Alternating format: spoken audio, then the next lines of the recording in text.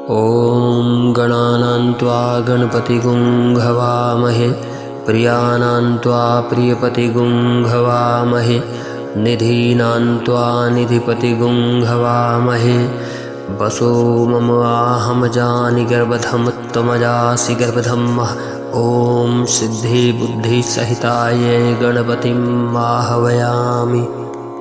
ॐ तदैव लग्नं सुदिनं तदैव ताराबलं चन्द्रबलं तदैव विद्याबलं देवबलं तदैव लक्ष्मीपतितेन्द्रियुगं स्मरामि।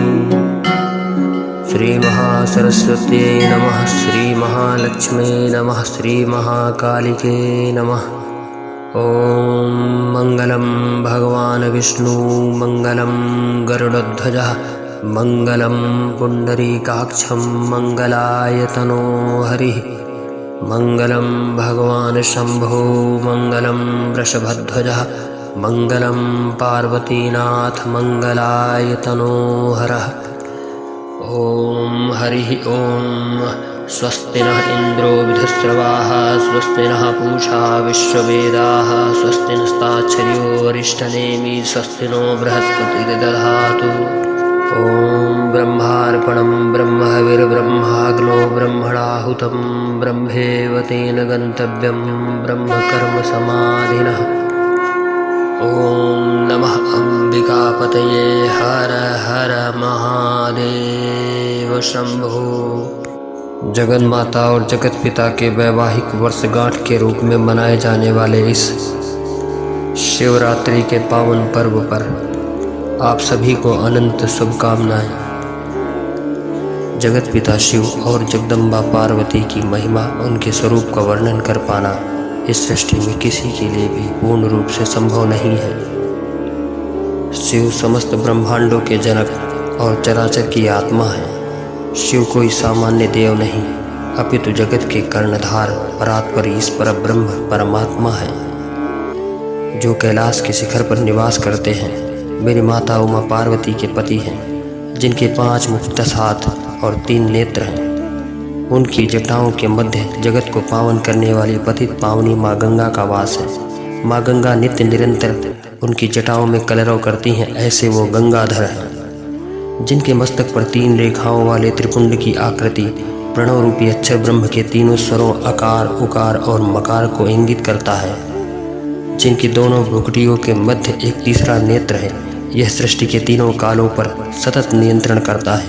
ऐसे वो ज्ञानेश्वर योगेश्वर हैं, जिनके शीश पर स्थान पाकर अर्ध चंद्रमा भी स्वयं में पूर्णता का अनुभव करता है। ऐसे वो पूर्ण परमात्मा चंद्रशेखर हैं, जिनके दोनों कानों में स्वर्णिम कुंडल, तन पर बाघंबर धारण किए हुए हैं, जिनके दिव्यांगों में शमशान के चिताओं की भस्म रमी हुई है, जिनकी श्वेत कांति के दिव्य प्रकाश से समस्त कैलाश व चराचर प्रकाशित हो रहा है, जिनके दिव्य तेजोमय आभामंडल से सुशोभित भस्म रमैया गौरांग शिव कपूर के समान गौरवर्ण वाले और कर्पूर गौरम हैं, जो करुणा के साक्षात अवतार और समस्त सृष्टि का सार है। नागों का यज्ञोपवीत, विषधर सर्पों का आभूषण और गले में वासुकी नाग की माला धारण करते हैं। कपाल व नरमुंडों का माल आदि जिनकी अंगों की शोभा है, ऐसे वो भुजंगधारी भूतेश्वर नागेश्वर भूतनाथ हैं, जिनके हाथों में डमरू और त्रिशूल है। डमरू की मधुर नाद से समस्त ब्रह्मांड गुंजायमान है। ऐसे वो डमरूधर नटेश्वर नटराज हैं, जिनके हाथों में त्रिशूल के तीनों शूल त्रिगुण के तीनों गुणों सत रज व तम को संतुलित रखते हैं। ऐसे वो गुणातीत शूलपाणी हैं। काल भी जिनके भय से भयभीत हो, नित्य निरंतर उनकी जय जयकार करता है। ऐसे वो कालों के भी महाकाल हैं। वृषभराज नंदीश्वर जिनके वाहन हैं, ऐसे वो वृषभेश्वर नंदिकेश्वर वृषभध्वज पशुपति नाथ हैं। ब्रह्मा विष्णु इंद्रादि देवता, समस्त यक्ष गंधर्व नाग व किन्नर आदि समस्त ब्रह्मांडों के सभी लोकपाल जिसकी सदा स्तुति करते हैं, ऐसे वो देवों के भी देव हैं। मेरे महादेव ईश्वरों के भी ईश्वर महेश्वर हैं। समस्त वेद व शास्त्र भी जिनकी महिमा का सदैव गुणगान करते हैं।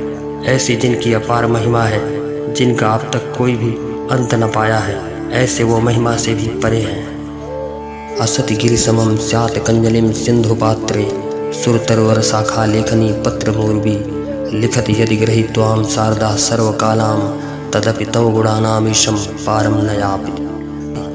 हे विश्वेश्वर, हे जगत नियंता, हे त्रिभुवनपति, हे नाथ, यदि नीले पर्वत को पीसकर समुद्र में मिलाकर स्याही तैयार की जाए, देवताओं के उद्यान से लाए वृक्षों की लेखनी बनाई जाए और समस्त पृथ्वी को कागज बनाकर भगवती माँ शारदा अनंत काल तक लिखती ही रहें, तो भी हे महादेव, हे शिव, आपकी महिमा का, आपके गुणों का कोई भी पार नहीं पा सकता है।